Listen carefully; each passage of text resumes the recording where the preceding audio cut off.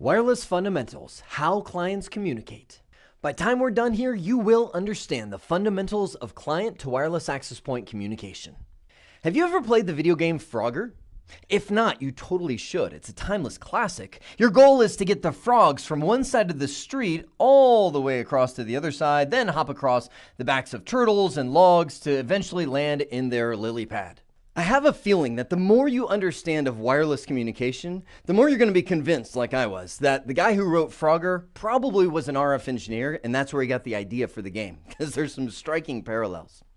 Now, before we get into how a wireless client transmits and receives data, I want to take a step back and just make a big picture statement.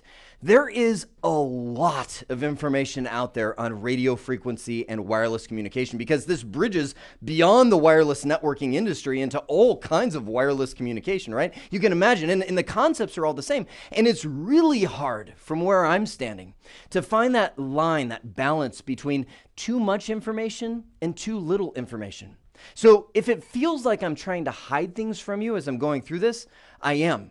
I am, literally. Let me just give you an example. I'm going to talk about how these wireless clients transmit, and I'm going to say it's technically carrier sense multiple access collision avoidance with a back-off algorithm, and technically that's called distributed coordinated function, or DCF. And I know there's a lot of people out there that'll write down DCF and say, oh, I got to rewind. What was that again? I'll say it just for those type of people. It stands for distributed coordinated function. You don't have to rewind. And I will tell you right now that you will never, ever use that in the real world. I have never been in a group of wireless engineers and someone walks in and be like, oh, hey guys, I hear we're having some DCF issues today. Everybody look at each other and be like, who invited that guy? And that's where it gets really hard because it's true, it's factual, but it's not real world. So if you see something like DCF and you're like, man, he didn't give me all the detail around that, you're right. And that's where I'll leave it up to you. If you're really interested in that, Google it, look it up. When I look at all the books that I've read and notes I've printed out where I've marked it all up, I'm one of those old school guys that uses pens and highlighters because that's what sticks it in my head. I literally had to come up with two categories, interesting and essential. And I'd see all kinds of stuff and I'm like, oh, that's really interesting. Like, for example, spread spectrum technology that we still use to communicate today was actually created in the 1940s by a couple guys who were trying to figure out a better way of guiding torpedoes, but nobody ever used it to guide torpedoes. As a matter of fact, they lost their patent and didn't make a penny off of it. And it became the essential element for wireless communication that we still use today. It's a sad story, and it's very interesting. But guiding torpedoes is not essential to your wireless success. And I'm using a funny story as an example of all kinds of detail that's very interesting, but probably not essential.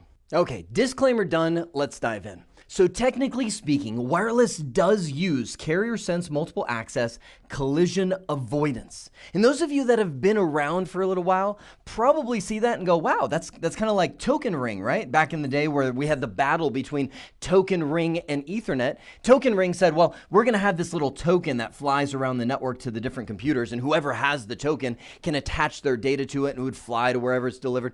And we'll never have a collision. We'll never have two computers that send at the same time and mush up their data because there's only one token that flies around. And Ethernet came around and said, you know what, that's all awesome, but why don't we spin it up as carrier sense multiple access collision detection? Meaning carrier sense is listening to see if it can hear somebody transmitting. Multiple access, meaning there's multiple devices that can do this at the same time.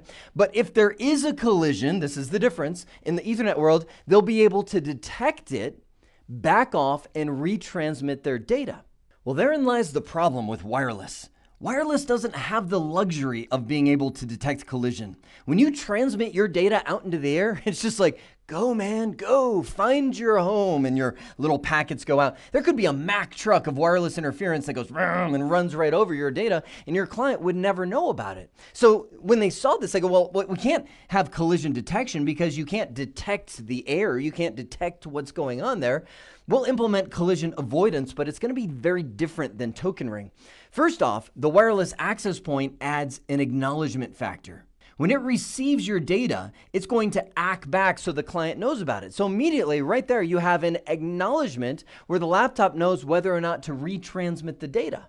And it's so difficult because I know a lot of you are deeper into networking and you're going, okay, is this like the TCP acknowledgement, TCP window sizes, all that kind of, no. This is down below TCP. TCP is up there at layer 4 of the OSI model. the transport layer. Everything I'm talking about right now is down at the physical layer. This is the big difference between Ethernet and wireless, is with Ethernet, you plug in the cable and you're pretty much done with the physical connection. With wireless, you have an insane amount of complexity just to get that layer 1 working. It makes Ethernet look so easy. So the collision avoidance implementation of wireless is different than Token Ring. So first off, we have our acknowledgement mechanism, and second off, we have our time slots. This is where it begins to look a little bit like Frogger. I want you to think of that little frog as your wireless client. And it's trying to cross the road and the river and the turtles and the sticks to get to the other side, and that lily pad, which is going to be your wireless access point. Now, in the real world, what would all this be in the middle? Well, it's the air. We're trying to cross the air to get to the other side, but there's all kinds of stuff flying through the air, logs and turtles and trucks and everything else. So they said, we've got to have a way to manage the air because we don't have just one frog in the wireless world. We have a whole bunch of frogs. These are all the different wireless clients that are trying to jump over to the wireless access point. They said, well, how are we going to manage this? We'll divide it up in terms of time slots. Now, look right here below as I draw these lines up. These are the different wireless standards that have come out over the year. The first one to gain widespread acceptance is 802.11b. That was the one that everybody started hearing about back in 2003, 2004 timeframe, and everybody's like, oh, wireless internet from your couch, that's amazing. And when they defined that standard, they said each one of those time slots is going to be 20 microseconds. I know some of you are looking at that going, what is that? Well, these things are flying so fast, it's measured not in terms of seconds, not even milliseconds, which is 1/1000th of a second. It's measured in terms of microseconds, which is 1/1000th of a millisecond. Test your Frogger skills on that one, baby. You got a 20 microsecond time slot flying by, and your frog has to jump into that time slot and fly over to the WAP. So how does it do it? Well, it's going to bust out its carrier sense ability to listen and see if any other frogs are jumping. The amount of time it's going to wait is defined as its DIFS. For you acronym junkies, that stands for Distributed Coordinated Function Interframe Space. Really, it's defining the space between DCF transmission. And in the case of 802.11b, it says that'll be 50 microseconds. So translating that into plain English, your frog is sitting there. It's looking at the traffic that's coming, and it listens for 50 microseconds. If it doesn't hear anything, meaning it's quiet, it goes, okay, we should be good. I'm going to jump into the next time slot. And so it does, and it hopes that it flies through to the other side and lands on the lily pad, which is our wireless access point. Now, is there a chance that two frogs are listening at the same time? And both of them are going, it's kind of quiet. Let me jump. And so that data collides into that same time slot and turns to mush. Well, yes, the more clients that you have on there, the greater that chance is, just like back in the day of the Ethernet hubs. But unlike the Ethernet hubs, the clients can't detect that. That's why there is no collision detection. They simply don't get the acknowledgement back from the wireless access point that it was received. They both back off for a certain amount of time and try it all over again. Is it quiet? If so, let's jump. Now, if it's not quiet, then the client will defer. Meaning, you got your frog right here. It's listening for 50 microseconds, and it hears something.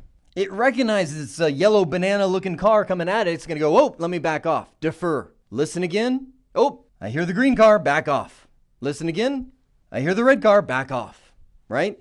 Defer is an essential mechanism that keeps them from colliding all of the time. But when you hear people go, oh, the wireless network is so slow, what they're really meaning is, I'm getting a lot of defers. And what that really means is your wireless network is too congested.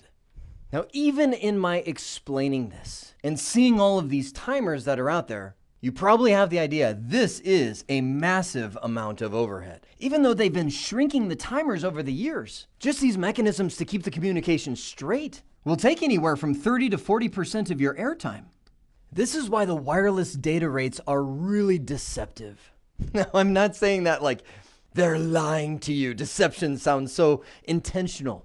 But it's really not. It's wireless transmission measured without any overhead whatsoever. For example, 802.11b had a maximum rate of 11 megabits per second.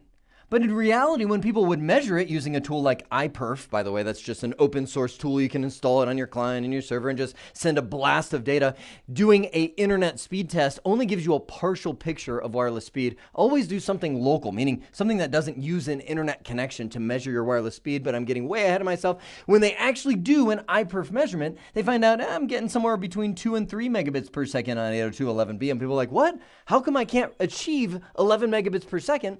Well, first off, when you think overhead, you'll find most people say immediately cut your speed in half. So just for the overhead, take that thing down to, maybe 5 to 6 megabits per second, then add in your multiple clients, then add in how far are you from the wireless access point? Is there any interference sources that are coming again to mess you up?